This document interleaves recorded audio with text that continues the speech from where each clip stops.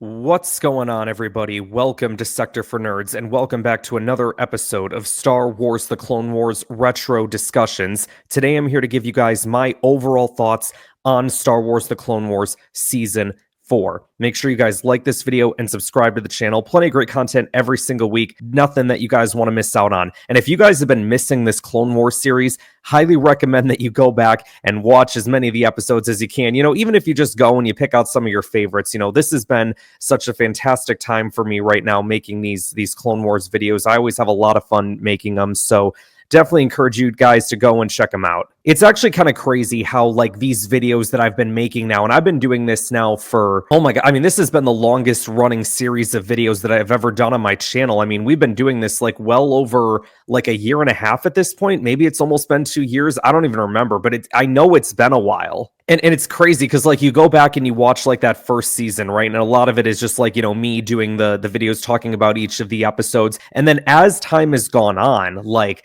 I've brought Orkaz onto the channel to make some videos with me. I had Abby the Star Wars Story guest star on a video or two. And then there's been my friend DJ, who I've had in plenty of my Clone Wars discussions at this point, and I'm incredibly grateful to him for that. So it's been so much fun putting this together. And I tell you what, you guys, like, going into season 5 is my favorite season of Clone Wars. So I think I'm going to have a ton of fun putting those videos together, especially, like, in a time where, like, I feel just, if I'm being kind of honest, right, like, a lot of the newer Star Wars content that we've been getting over these past couple years, like, a lot of it just hasn't been that great in my opinion. And it's getting to a point where, like, I struggle to come up with ideas for videos, or, like, even just coming on here and being excited about making the videos about the new content, because it's just, like, it's not as exciting as what Star Wars, in my opinion, used to be. And that's why I love making these Clone Wars videos so much, and hence why I've really enjoyed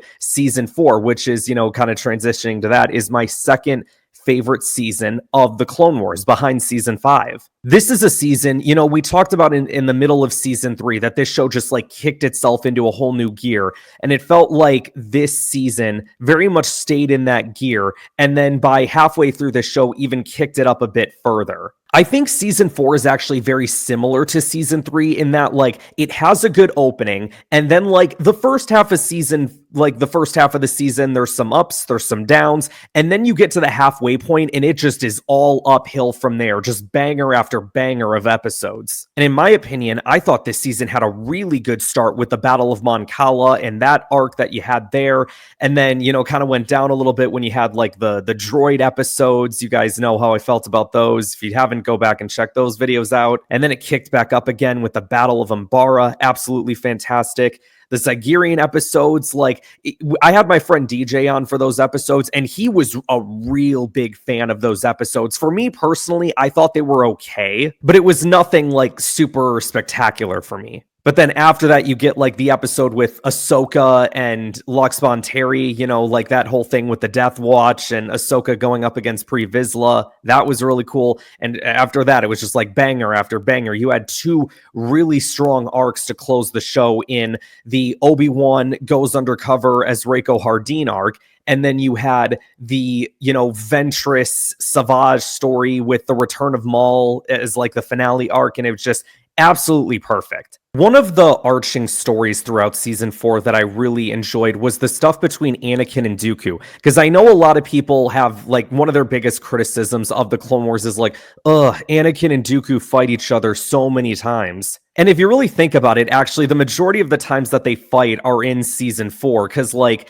they fight in the Clone Wars movie, and then I don't think they fight it all, like, through Seasons 1, 2, or 3. It's all in Season 4, and it's 3 battles. And ironically, 2 of them are on Naboo. But you've got that first one where Anakin gets outnumbered because Dooku's got the Magna Guards with him. They have to lower Anakin into a trap to negotiate a prisoner exchange for frickin' General Grievous of all people. I think that is a little bit of a fair trade, as much as people might think that it isn't. Anakin is, like, one of the top generals of the Republic Army. He's got the 501st and everything. Like, that's the army. That's the battalion to go up against. So you've got that. And then you had the second fight, which didn't last long. It was in the Zygerian palace. Anakin didn't have his lightsaber, even though he could have just grabbed it from the queen. Instead, he grabs one of those light whips or whatever. And that, obviously ends very quickly. And then there's the third fight, which, DJ and I talked about in the Crisis on Naboo episode, which I absolutely adore. And I love that, like,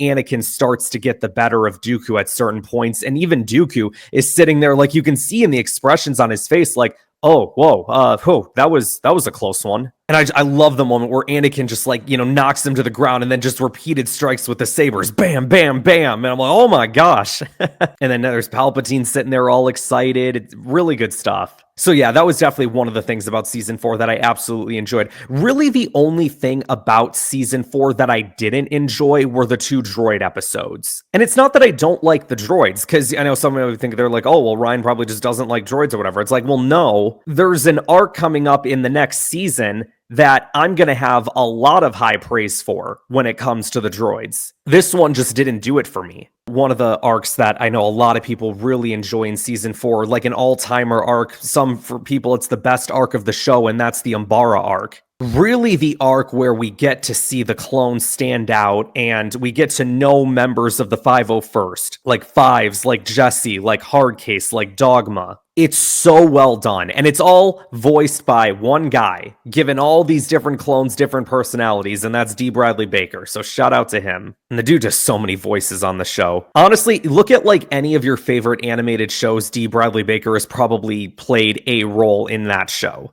Especially if there's animals involved. I discovered that real quickly when I became a fan of Avatar: The Last Airbender. And then, of course, there's an arc in season 4 that happens at the very end, and it was something that a lot of us Clone Wars fans, we were waiting for ever since the ending of that arc in season 3 where we introduce Savage and we see that crystal ball at the end of Darth Maul's face. Like, what does that mean? And in this season, we finally get to understand what that means. Seeing the return of Maul was something that I thought was just so well done. And Sam Witwer, I've said before, just does an incredible job voicing the character. I know there's people out there that preferred that, like, if Darth Maul would have stayed dead or whatever, people who don't like this show, and that's fine. Obviously, everybody's entitled to their opinion. But for me personally, the reason why I like Darth Maul as a character so much is because of a show like this. At this point, I do recall, like, as cool as it was that I thought it was that Darth Maul came back at the end of season 4, there was a part of me that's like, okay, I still don't necessarily understand it though. Like, where is it going? What's the purpose? Why are they doing this? And then you guys are going to find out when we get to season 5, like, the switch goes off in my head of, oh, okay, I'm like all on board with this now. Like, I get it. I'm here for the ride and I want to see where it goes next. And it wouldn't have just been nice if Disney didn't cancel the frickin' show. That's a whole nother story for another time though. That lightsaber battle that we get at the end of the season between Obi-Wan and Ventress versus Maul and Savage is easily one of my favorite lightsaber battles of all time. And I think it's so easy for people to disregard that battle now just because of how much content is out there from Star Wars. But like, when you were watching it back in the day, like I was, there were 3 or 4 people in this fight that could have died. Obi-Wan obviously, is in plenty of the Star Wars movies, so we know he's going to live, but we didn't know the fate of Ventress, we didn't know the fate of Darth Maul, we didn't know the fate of Savage, so it's like, this is a really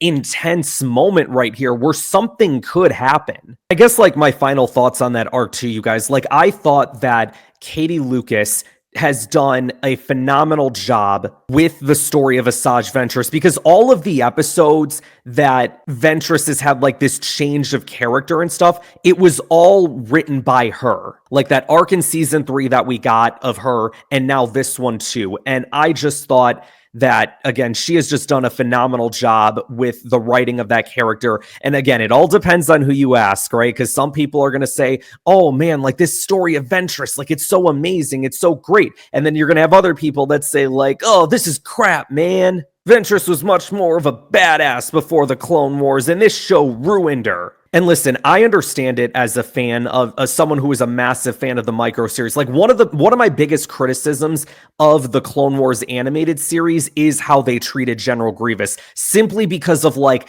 how amazing of a character he was in the micro series, like how much of a threat and a badass that he was. So I completely understand it from that perspective. And I think it's okay to like both. And I will be making videos, hopefully in the future, on the micro series, because again, that is something that when I was growing up, I was a massive fan of that show. But yeah, that's going to wrap us up for today, you guys. Overall, season 4, phenomenal season. My second favorite season of the entire show. That's how high I regard it. Thank you all so much for watching. Now, let me try to map this out in my head here. So I'm pretty sure I've got a lot going on in these next couple weeks. So I know there's going to be like a Clone Wars off week coming up. And it's either going to have been before this video goes out, like a week before this video goes out, or a week after this video goes out. And now that I'm thinking about it, I think it's going to be a week after this video goes out. There isn't going to be a new Clone Wars discussion. So then in 2 weeks' time, we will begin Star Wars The Clone Wars Season 5, my personal favorite season of the show. And we will begin with Episode 1, Revival. You know, we could have just put all the arcs together and then that way things wouldn't have to go out of chronological order. All right, whatever, we'll get to it. Thank you all so much for watching. Like this video, subscribe to the channel, share this video with others to help support the channel, and I will see you guys next time. We are two, and you are no match for us both. You are mistaken.